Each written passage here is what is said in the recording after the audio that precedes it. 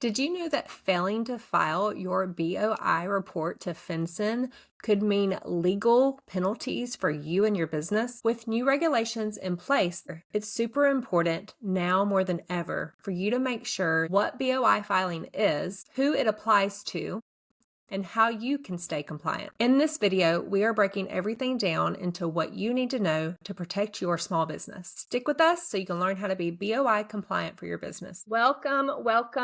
We're letting people in, so as you come in, if you'll just make sure that you're muted. Welcome, ladies. Is a chat option on your right-hand side as well. So as you're coming in, if you have any specific questions, or if you want to introduce yourself and tell us a little bit more about your business. Do you have an LLC? What type of business do you have? How long have you been in business? These are all great ways to introduce yourself and give our guest and I a little bit more information about you when you ask your questions. So if you're watching the replay and you end up having questions after this, we're going to make sure that you get the link to next steps or where to go for support. While we're here, don't forget to click that like and subscribe button so you can grow and scale your business. My name is Heather Falls, and I'm a business growth strategist and the founder of Grow and Flourish Co., community events and marketing for women entrepreneurs. And when I see a question out there that so many women are having, I try to bring experts in to answer those questions. And today we are talking all about the newer requirement for BOI, what this is, who it's for, what to do if it does include you and your business, right? But I'm going to introduce Heather Markhart. She is somebody that I've worked with previously, and she is a tax strategist and accountant. So I'm going to go ahead and give you a disclaimer right now. I'm a business strategist. I am not your business strategist until you sign an agreement with me. I am legally not allowed to give tax and financial information. So that is why I bring other experts to do this. Heather, take it away. As Heather said, you've got Heather times 2 today. My name is Heather Markhart, and I'm an accountant and tax strategist that is passionate about helping female entrepreneurs maximize the cash that they keep at tax time. So I know that is one of my favorite things to do for sure. That being said, like Heather said, please know that all of the information that I'm sharing today is generalized advice about BOI reporting. It is not meant as specific advice for your company, but you will see that this is pretty cut and dry, but in nowhere in anything that I'm saying today does this mean that you're not necessarily required to file this form if you own an LLC. Okay, so I just want to set that out, and then obviously we'll open up the floor for questions if you have them. Now, today we're going to talk about this new BOI reporting. What is it? Who's required to file this report? How you file it, when you have to file it, and also, unfortunately, the stiff penalties for not filing this report. So this reporting was born from, even though it's new this year, it was born from the 2021 Corporate Transparency Act, which was an act enacted by Congress to help prevent financial crimes in the business world. Okay, so it also created, which is what we affectionately call the Financial Crimes Enforcement Network, which sounds so scary. But for us out there just running businesses, it's really not. But it is out here to protect all of us from these different financial crimes. Now, that's things like money laundering or, terrorism financing. That's the kind of stuff that they're looking out for. But with the way, with the ability to set up different entities for your business, sometimes it's hard, or sometimes people on purpose are trying to bury who owns the company. And that's why all of this is coming about. Okay, so I know that it probably seems really intimidating, but once we're done talking today, I think that you will see it's very clear who this is for, who it applies to, who it won't apply to, and we'll get you all set. So if you own an LLC, if your business is set up as an LLC, as a partnership, as a corporation, as an S corporation, if you have filed paperwork with your state to be treated as a different entity than just yourself, this is applying to you. You are exactly the person that this is applying to. If you are a business owner, but you are operating as a sole proprietor, which is also a perfectly great way to operate your business, this does not apply to you. So it's very clear to the IRS, to the financial government world, that if you are operating as a sole proprietor, you are the owner of your business. What this reporting is for, or for any of the separate legal or taxing entities that you might have set up for different tax benefits or legal protections in your business. Okay, I hope that that makes sense. There are some other entity types as well that are exempt from reporting, but if you think that any of these apply to you, I would ask you to please be sure to consult like a tax attorney to make sure that they really do apply to you. So these would be things like a publicly traded company, right? Because everyone can see who owns those companies. Those are the owners. A publicly traded company, not-for-profit company, other large companies that might, but if you want to be treated as a large company, it would have to be 20 or more employees, and we're talking 5 million in revenue. And then lastly, inactive entities. Now that's probably going to be the only one that might apply to anyone listening to this call or anyone joining us today. So there are certain circumstances where if your company has been inactive for a certain amount of time, that you might not need to file those. But honestly, I'm going to tell you, especially, like, just go ahead and file it. Like, it's not, you're going to see it's not that hard. It's really just worth it to file it and not have to worry about not being compliant. Okay, so all of the company's beneficial owners must be listed on this report. Okay, did I say that? That's what the BOI stands for, Beneficial Ownership Information. So what makes a beneficial owner? For most of us, it's literally just us, right? Like us, and we own our company. Maybe you have a partner. So maybe you have a partnership and there's a couple of you that own it. But basically, it's anyone with more than 25% ownership in an entity must be listed on this BOI report. This also could be anyone with significant decision-making power or substantial control over a company. Again, for us, it's not really an issue. It's usually just us running our business. We're typically going to be the only person listed on this report. What sort of information does this report ask for?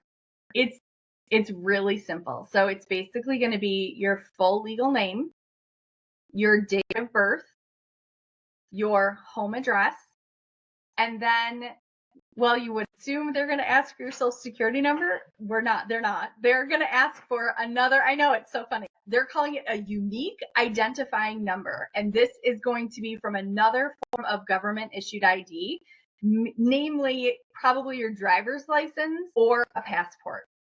So those are that's the other one of those, plus a copy of that document. Now, again, I think this is where some people get uncomfortable because it feels more invasive, right? Because they're asking for additional information where they already have issued, your government, social security number or ITIN number. So, but both of these other documents are linked to our photo as well. So that's where a lot of people's, complaints about this whole system is. I mean, personally for me, I have nothing to hide. It does not bother me, but those are the pieces of information that need to be included with this report. And also, did I already mention that it's also a copy of that document as well? So an actual photo of your driver's license or your passport. Okay, actually filing this report is just done right on the website for the Financial Crimes Enforcement Network, okay, or FinCEN. So that Actually, I'm also going to say, I should have said this when I first started, you do not need to worry about taking feverish notes either, because I do have a document that I will drop into the chat. Let's see. We'll see if everyone can see it here. And if you follow that link, you will be able to download all the notes from here too, so that you don't have to be worrying about, it's going to tell you the website, but you don't have to worry about it. You can just get it from there if you want. But it is www.fincen.gov/BOI. And FinCEN is just the abbreviation for Financial Crimes Enforcement Network. So it's FIN. So everything that you're going to need to know about filing this, the actual document, is going to be right here on this website. So, and also, if you scroll down just a little bit on the page towards the bottom, there is like a link to a YouTube video where they have even step-by-step walked you through what it looks like to file this report. Okay, so before you even have to click on, I'm ready to file this report, you can watch a video of someone going through, and you'll see how really easy it is to fill this report out. Also on this page, you can find other frequently asked questions. You also will be able to see what they're calling a small entity compliance guide, which if you have, again, other questions about whether or not you might be exempt from this, you can read through those. But again, I just want to reiterate that if your business is operating as an LLC, partnership, corporation, or S corporation, any separate legal or taxing entity from yourself, you are, it is pretty much guaranteed that you're going to need to be filling out this report. For the most part, all of us are filing it if we have a separate business entity. Now, for anyone that has had a business existing before this tax year, so if you formed your business in 2023 or any time earlier, you have until the end of this year to file this report. Okay, so we've got 7 weeks left to gather this information and still go in and file this report. That being said, if you are a new business in 2024, or if you have just recently requested or been approved for this separate entity, an LLC or corporation or whatever it is, you only have 30 days to file this report. Like, this is now becoming something that is directly linked with starting a new business. Again, not necessarily, may not be information that we ourselves need to know with, existing businesses, but especially for any of us that have friends or meet other people that are starting new businesses, this is definitely a piece of information that we need to work to get out, because I'm honestly still kind of shocked that there is less information. Like, there is just no information coming out about this filing in general. Like, not from our states, not from, it's really kind of mind-blowing to me. Like, I'm so afraid that this is going to pop up. I kept waiting for it. Like, are we just going to be like, never mind, we don't have to do it? Like, what's happening? Yeah. Nobody's even talking about it. So yeah. I have not received an email notice. I have not received a letter in the mail from the Secretary of State. And there are, someone had asked in another accounting group who had gotten a letter from the state, because that's who we're setting these up with. And it was only 4 states. I don't even remember which ones, but just not even 10% of states have even told anyone. It's mind-blowing. Also, what's mind-blowing are the penalties. Like, it is the most insane. Yeah, it's okay. I don't want, Juliana just said she just filed it this year, so she is probably already not compliant, unfortunately, if she hasn't filed this. But do not panic. Do not panic. Because this is exactly what you're going to tell them if they come back to you and try to send you any penalties. That, look, the rule is here. We'll just skip forward to the penalties really quick and cover that. And then we'll go back to this last part I wanted to talk about revising your report. So the penalty is like a shocking, like $500 per day penalty, which is just absurd for most of us business owners, with a maximum fine of $10,000. Now, hold on, let me just click on her. No, I mean, okay, so she's asking, should she be worried about not filing it in time for the new business? I mean, one, you should file it like ASAP. Two, it's so new to everyone. I don't know what kind of system, like if it was the IRS, I would tell you you're going to get an automatic letter that says, here's your penalty. But also, at least with the IRS, which is my expertise, the IRS pretty much always has a penalty abatement for the, oh my gosh, I'm new to this. I didn't know. I'm so sorry. I won't ever do it again. No problem. Done. Right. So like, I can't imagine. I don't know for sure because I don't have any specific experience with someone that has gotten a penalty letter for this. But I mean, they're not out here trying to ruin us, right? Like we're not who they're trying to catch with this law anyway. So yes, file your report as soon as possible. And then if you get a letter, that's exactly what you're going to say. You're going to say, I didn't even learn about this until, and make sure you say a date that is, close to when you filed it. I didn't learn about it until this date, and I hurried up and learned what I needed to learn and got my report filed as soon as I could. And I really think that will be just fine. So I don't want to worry you. Obviously, I can't guarantee anything, but I can't imagine that it wouldn't be okay. So while you're talking about that, Heather, I want to just mention this. So one of the biggest fears that I've seen around women who have filed their LLC and they're already past that 90 days and they have not filed, they are scared out of their minds and they are freaking out. And that was one reason why I was like, okay, we've got to have a conversation around this because we need to figure out what is the reality here for small businesses. Honestly, like, I don't know that anyone knows yet. Like, I have not heard of one whisper of anyone receiving a penalty for this yet. So you have to imagine they're not doing anything to tell us about it. When you dig, you realize there's huge penalties that I don't think anyone is going to be malicious against any of us. Like, that's not what this is designed to do. And ultimately, these really are human experiences, human people running these large things, at least that's how it works with IRS. I would imagine this is going to be the same thing. So it would be just get it in. And honestly, I'm pretty sure I've even read in a rule that it was like, as long as you filed it within 30 days of when you should have, it's actually in the talking about the revisions.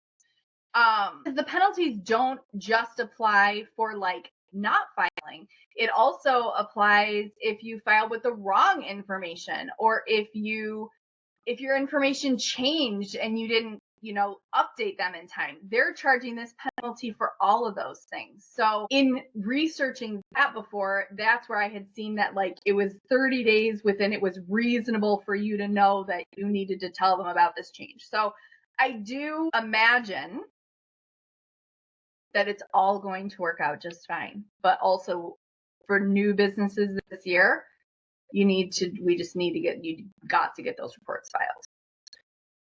So we're thinking that based off of the information that we've seen out there, that even if it's past the 90 days, that you definitely still need to file because oh my God, you have got to file. Like this is not like it's a once a year filing thing. This is like if you have an LLC, period, you don't have to renew it every year. It's not like you're 75. Like I pay $75, to renew mine to my Secretary of State in Illinois. It's not like that at all. This is like a one-time, here's who I am, and I'm operating this business as this human. and I'm reporting it to the Financial Crimes Enforcement Network. Also, like, that, what a terrible name. Like, it's so scary. That's the thing. Like, we are not who they're looking for. You know, like, yes, we're going to operate in good faith and fill this out for you, but this is not who they're looking to crack down on. So my second question while we're on that, well, I wanted to save questions till the end, but I know while you're talking on it. The only other thing I was going to say is, like, just about the revisions. So if you, any of this information that you are submitting in your form, if any of that ever changes, you have 30 days to go and tell them it changed. So if you move to a new house, if you get married and change your last name, if you renew your driver's license, like, it's going to be stupid things like that in the past have never even triggered a business event. But with you submitting that photo of your driver's license and saying, this is me, current my driver's license, if you renew that, you are, I imagine, going to have to send in a new copy of your new driver's license. So, like, that's another reason why I feel like it's so important for each business owner to just go do this themselves instead of paying someone to do it, because it's intimidating. Like, I understand that it's stressful. We need to all do some, like, nervous system healing and then just take a deep breath and go do it, because you're going to see it will be just fine. But also, doing it yourself is going to teach you, wait, I can do this. Okay, it seemed hard at first, but, like, it's not. I've got it. Okay, I can do this. And it's going to help remind you that you need to update it if you're putting it in there yourself. So, okay, so that's pretty much all I have. If you have, like, go ahead with your questions then, Heather. And we can answer anyone else's. Okay, so a couple of questions that I have that I've seen is, when you said earlier an inactive entity, can you tell us what an inactive entity is? I mean, it would be something that has laid dormant and not done anything for years. I don't have the exact notifications written down for what, but it would be like, if you've had an LLC for 5 years but have never made any money with an LLC, or I mean, is it filing tax returns? Like, this is probably where you either need more to questions. just, like, yeah, you're right. Yeah, you so know what I mean? active. Like, if it doesn't just have a zero tax return, it's absolutely active. Even if it's not making money, or but if you're taking any expense for it, if you're, I mean, I would just file it, because it's literally free. Like, it costs no money. It will take you 10 minutes, and you should just file it. Okay. Thank you for answering that. And then the other question is, I know I put it in the chat, but a lot of people are paying other organizations to do this for them. Tell us your thoughts on that. You can, because, and you can. And I have clients, like, my letter to my clients on this says, you know, a very abbreviated version of all the things that we've just said. But, like, you can do this. You can do this yourself. Here is the link. Here's the website. Scroll down a little bit. There is a video. And in 4 minutes and 33 seconds, she will walk you through everything you need to click on that page. You can do it. Or if you, like, I also know that I have clients that there is zero chance that they will ever do it themselves. So that's fine. I mean, they can pay me to do it, but you don't have to. Like, you So really, if you're not already using an accountant or somebody on a monthly basis, or maybe you haven't found the right accountant and you want to try to do it yourself, that's perfectly fine. You don't have to pay anything to file it, correct? You should absolutely. Yeah, but if you are, let's just say you're a 6-figure business owner and you already have somebody who handles your monthly, like, paperwork and things like that, then have them do it. Like, so there are some ways. If they're willing to do it. You have to understand that, like, it is really tricky. There's a whole lot of accountants out there that aren't even willing to do this for their clients, because if the information is entered wrong, like, you as a business owner are connected to you. No one is going to care more about your money than you do, period. So you have to care about it. If it is so unbelievably stressful for you and you would rather pay someone $300 instead of spending 10 minutes, 15 minutes and doing it yourself, I mean, okay. But like, also, what if you don't do it right? I mean, it's literally just entering those numbers and your information. So you can absolutely pay someone to do it. Or if you do not want to deal with it, you can pay someone to do it. But at the end of the day, to find someone willing to do it, because who is liable for the fines if it's wrong? And you also have to remember, I mean, they're not responsible for the upkeep, you know? So it's, yes, you can pay someone to do it if you want to. That's fine. Yeah. But you do not have to. Thank you for sharing that. You're absolutely right. Nobody's going to care about your business more than yourself. And then my last question, and then I'm going to look through the chat to see what other questions we have. So ladies, if you're watching and you have any questions, please put those in the chat so Heather can answer them as best as she can. My last question is, on the website, it says to prepare, I'll even show my screen actually, just so everybody can see what I'm looking at. When you go to fincen.gov/BOI, it tells you how to prepare.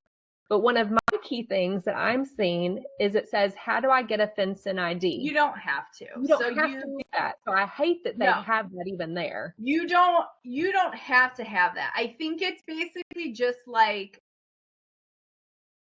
you giving, I mean, it's basically the same information you're going to give them in the report, but then you get an ID. You definitely do not need it. So you just click that, but that one right there, just file a report. That's it. Yeah. And then it brings up the screen, and then you just say, need to file a BOIR, and you click here. And then you go to, let's see, prepare report offline at your own. So I guess you would do prepare and then submit, it looks like, or file online. Which one is, let's see. Whatever you want. If you want to do it like at your own pace, or if you're just going to do it all online right there. Also, if you go back, well, you can scroll through that, but if you go back to that first page, I'll show you that video too, and we'll make sure it's still on there. Back one more. This one. Go down. It's right here. Right there. Like that's it right there, guys. And it's a lady that is just gonna talk you through how the example she does is one that is a new business, one that's new this year, because there's a couple other things that you're putting in there about, like, you know, who formed the LLC and things like that. But if you have an existing business formed before 2024, you don't have that section to fill out. Okay. So what we might do is, when Heather has completed her presentation, for anybody that wants to hang out for 5 minutes and file this, we can just set aside some time for you to just get it done and out of the way so you can breathe easy, right? So if you want to do that, feel free to stay on board. Otherwise, I'm going to stop sharing my screen, and I'm going to let Heather kind of finish her presentation, because I don't see any other questions in here. You answered Juliana. She filed her LLC this year in April, but just did not make the 90 days. So that's what she was worried about. We've already answered her question. Go ahead and file it, get it out of the way, because it's still required regardless. And then let's see. Kiani says she's had her LLC for 4 years. So Kiani, you have not said if you've filed yours yet or not, but do you have any questions? If you do, put them in the chat. And then LB says that she's waiting for her EIN to be changed to reflect her new business name. She started her LLC in 2022, but changed her business name. So she's having to wait until that's completed to file. Right. So if you are gonna get that all finalized, like receive the final paperwork by the end of the year, then that is fine. Just wait. It's literally like it's either December 31st or January 1st is the actual deadline for filing for prior existing businesses. If for some reason you don't receive the updated paperwork in that time frame, I would just file it with as true of information as you have right now. And then as soon as you get that confirmation, just go in and do a revision. And then Juliana said that someone was trying to file yesterday. It says she had to pay $149. Is that the case for any type of company? Our understanding is it's free. Yeah. So Juliana, I would have to you- say there's probably more that goes into that. Maybe she reached out to, maybe somebody reached out to her. And, or, I mean, there are, as unfortunately with everything in this world, there are people putting fake things out there. So I don't know, but no, you can file right on the website, and it website. doesn't ask you to pay anything. So, all right. So Juliana said she's going to pass the information along. She said it was free for her. So yeah. All right, Heather, is there anything else that you wanted to share? No, I think that that's about it. Juliana, so you've already filed then, though? You, how long ago did you file your report? If she I know she said that. Well, she said earlier she hadn't filed it yet. So, Juliana, she hadn't. did you I thought she said it? She did just now. Girl, good job. It's done. I love it so much. Okay, well, perfect. So I'd be curious to hear if you get a letter. So if you do get a letter, definitely reach back out, and I'm happy to help you craft a little response back to them. We'll see if I'll keep an ear out and see if I hear anyone else and see what sort of responses they're sending in that's had luck. But hopefully it's just gonna be smooth sailing and you're not even gonna hear a word. Yeah. Well, and I was gonna add to that too. So like if you do get a letter, anybody who's watching, along with the advice that Heather gave earlier, to use I just learned about this on November 8th during a webinar, and I filed it that day as soon as I heard about it. But I would also go a little further and say, hey, why didn't the Secretary of State reach out to me? I never received a letter. I never received an email. I never received a notice. I didn't know about this until I saw an ad or, a webinar. Hey, like, honestly, I just be honest with the letter. Not trying. Neither is the IRS. They are literally, we are not the humans that are worried. Like, we're worried about this. We're trying to do the right thing. We're out here doing the best that we're not who they're worried about. We're not who they're trying to chase. So Juliana said that she didn't complete it before because she was confused about the FinCEN ID. I'm glad we got that cleared up. You do not have to have the FinCEN ID. That is optional. You can file it without it. You don't have to pay anybody. You do it straight on the website. It takes literally 5 minutes. Gives you peace of mind. Make sure you print out a confirmation for your record. Accomplished. Exactly. See, that's what my vice is, all technology things. But anytime I do like something successful, I'm like, look, I can do hard things. Yes. Business is a lot of hard things. Yes. Yeah. Thank you for saying that.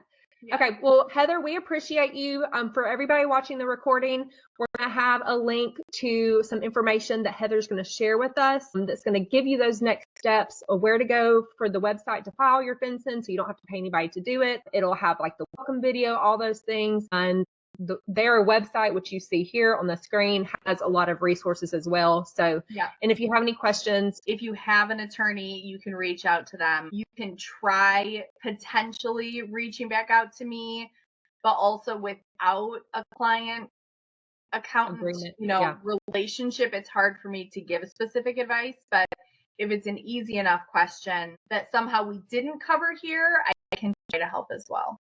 Well, and Heather's also a great resource for having an accountant. So if you don't have an accountant that you feel like you can trust and that you resonate with, have a consultation call with Heather. I know that a lot of times doing your own taxes is manageable, but I can practically guarantee you that working with someone that specializes in small business tax accounting will save you money. Like, there's just things that we know how to work, to frame, to make deductible, legally, but you have, there's a process you have to take to make sure that you're setting it up correctly to be able to do that. So, and it's just a resource to have in times like this where Then you have someone that's familiar with your business. So when you have a question, you can ask it and they're familiar with how your business actually works. So it is easy for them to answer it. I'm almost finished writing my newest program that's actually called Keep More Cash. That's all about tax strategies for entrepreneurs. So I am focusing on building and growing that right now more than I'm taking on like new individual clients at this very moment. All right. Well, we appreciate having you here. And again, anybody who wants to hang out for a minute can hang out, and we'll see you